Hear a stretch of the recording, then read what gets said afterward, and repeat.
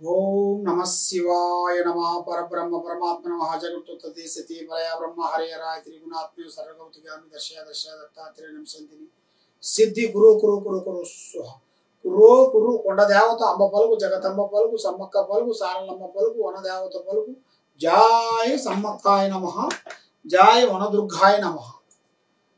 ప్రజలందరికీ నమస్కారము.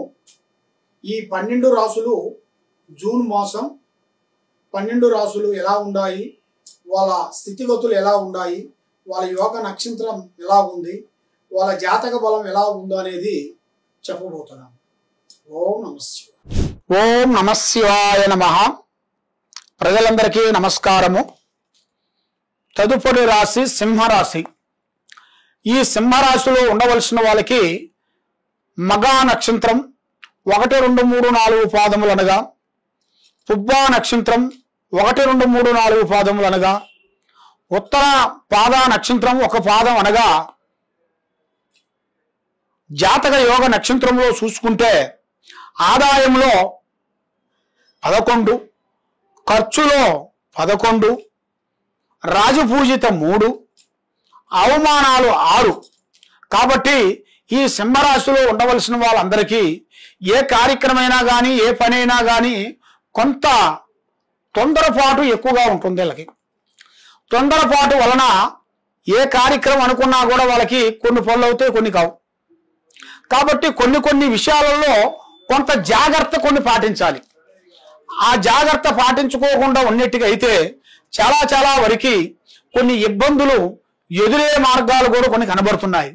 మరి ఈ సింహరాశిలో ఉండవలసిన వాళ్ళకి పనులు, ఆటంకాలు, అవకాశాలు కొన్ని ఎదురే మార్గాలు కొన్ని కనబడుతున్నాయి. మరి అనారోగ్య సమస్యలు మీకు కొన్ని వచ్చే మార్గాలు కూడా కొన్ని కనబడుతున్నాయి. మరి తల్లిదండ్రుల ఆరోగ్యాన్ని మీరు కొంచెం కాపాడుకోవాలి.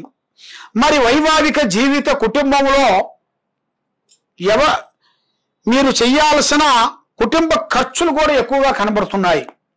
మరి కుటుంబ ఖర్చుల వలన మీరు ఎంత డబ్బు సంపాదించినా చేతిలో డబ్బు నిలబడుకోకుండా చేతికాడికి వచ్చింది చేజారిపోవటం, నమ్మిన వాళ్ళు మోసం చేయటం, ఎక్కువగా బంధువు మిత్రులతో విరోధాలు రావటం, ఎవరు మనల్ని నమ్ముతామో వాళ్ళు మనల్ని మోసం చేయటం, రకరకాల ఇబ్బందులైన విధానాలు కొన్ని కనబడుతున్నాయి. మరి సంతాన జీవితంలో చూసుకుంటే చాలా వరకు సంతానంలో కొన్ని ఇబ్బందులు ఎదురే మార్గాలు కొన్ని కనబడుతున్నాయి. మరి సంతానంలో కొంచెం శ్రద్ధ తీసుకోవాల్సి వస్తుంది. మరి సంతానంలో కూడా కొంచెం జాగ్రత్త పడుకోకుండా ఉండేట్టుగైతే మీకు ఆరోగ్య సమస్య వల్ల కూడా కొన్ని ఇబ్బందులు కొన్ని ఎదురే మార్గాలు ఉన్నాయి. దానివల్ల కూడా మీరు కొంచెం గ్రహించి దాన్ని జాగ్రత్త పడినట్టుగైతే సంతాన ప్రాప్తి కూడా మీకు విజయంగా కనబడుతుంది. మరి గృహిణులు అంటే స్త్రీలు ఏదైనా ఓపెన్గా మాట్లాడకూడదు. దానివల్ల వాళ్ళకి లేనిపోయిన సమస్యలు కొన్ని రాబోతున్నాయి. స్త్రీలు ఎంత జాగ్రత్తగా ఉంటే వాళ్ళకి అంత మంచిది. ఆ స్త్రీలకి జాగ్రత్త పడుకోకుండా వాళ్ళు ఇష్టం వచ్చినట్టుగా వాళ్ళు చెప్పిన ప్రకారంగా వాళ్ళు మాట్లాడే విధానం మాట్లాడారనుకోండి, దానివల్ల ఆ స్త్రీలకి లేనిపోయిన సమస్యలు అనేది కొంచెం రాబోతున్నాయి. కాబట్టి ఈ సింహరాశిలో ఉండవలసిన వాళ్ళందరికీ మరి సమాజంలో ఒక మంచి పేరు, ఒక గౌరవం, ఒక అభిమానం, ఒక యోగం రాబోతుంది. కాబట్టి మరి విద్యార్థులకి విదేశాల ప్రయాణాలు, కొన్ని కార్యక్రమాలు కొన్ని పూర్తి కావాల్సినవి అతి దగ్గరలోనే కొన్ని కనబడుతున్నాయి. కాబట్టి ఏ కార్యక్రమైనా కానీ ఏ పనైనా కానీ తొందరపాటు అనేది ఉండకూడదు. ఆలోచించి అడిగేయండి. మీ తల్లిదండ్రులను గౌరవించండి, పెద్దవాళ్ళని ప్రేమించండి. మరి మీ ఇంట్లో కొన్ని లేనిపోయిన సమస్యలు కొన్ని వస్తుంటాయి. ఎందువల్ల అంటే కోళ్ళకి అత్తకి పడుకోకుండా కొన్ని చిన్న సమస్యలు చిన్న మాటల్లో పెద్దగా అవుతుంటాయి. దానివల్ల గొడవలు అవుతుంటాయి, చికాకులు అవుతుంటాయి. కాబట్టి మీరు ముందు జాగ్రత్త పడినట్టుకైతే అలాంటి సమస్యల నుంచి మీరు బయటపడే మార్గం కావాలంటే మీరు కొంచెం జాగ్రత్త పడాలి.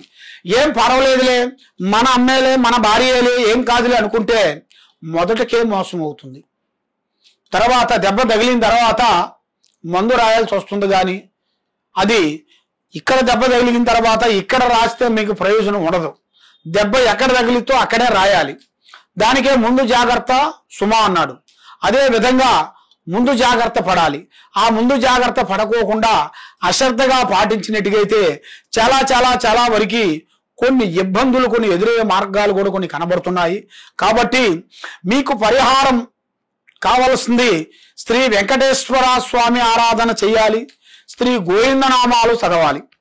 ఆ గోవింద నామాలు మీరు చదివినట్టుగైతే ఈ సింహరాశిలో ఉండవలసిన వాళ్ళకి తప్పకుండా విజయాన్ని సాధించే యోగం అనేది కనబడుతుంది. కాబట్టి మీరు ఎక్కడెక్కడో వెళ్ళి ఏదో జ్యోతిష్యాలు చెప్పించుకొని ఎక్కడో ఎన్నో పూజలు చేసుకొని ఏది కాకోకుండా ఏం కాలేదులే అనుకున్నట్టుగైతే మరి మీలో ఉండాల్సిన, మీ కర్మ బలంలో ఉండాల్సిన గ్రహాలను గ్రహించుకోవాలి. మీ రాశి ఫలంలో ఉన్న గ్రహాలు చెప్పాను, మరి మీ కర్మ బలంలో ఉండాల్సిన గ్రహాలను కూడా మీరు గ్రహించుకోవాలి. అది మీరు తెలుసుకోవాలనుకుంటే ఈ కింద ఉండాల్సిన నెంబర్కి ఒకసారి సంప్రదించండి. మీకు ఎలాంటి సందేహం కానీ ఎలాంటి డౌట్ కానీ ఉన్నా కూడా చెప్పగలుగుతాం. సర్వో జనా సుఖినో భవంతు. ఓం నమః శివాయ నమః.